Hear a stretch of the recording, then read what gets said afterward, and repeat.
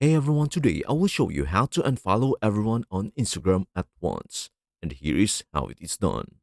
While Instagram doesn't have an official feature that lets you unfollow everyone at once, there is still a way to speed up the process. If you go to the following tab on Instagram, you can only unfollow people one by one. However, if you want a faster method, you can use an app called AutoTap, which you can download from the Play Store. Here's how it works. 1.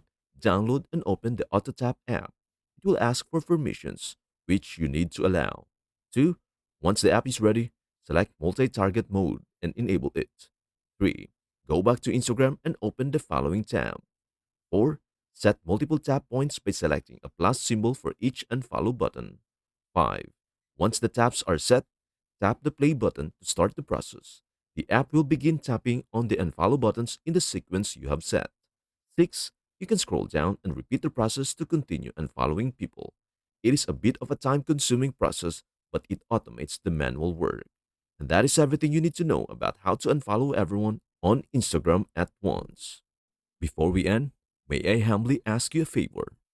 Please do like, share, and subscribe to our channel. This means the world to us.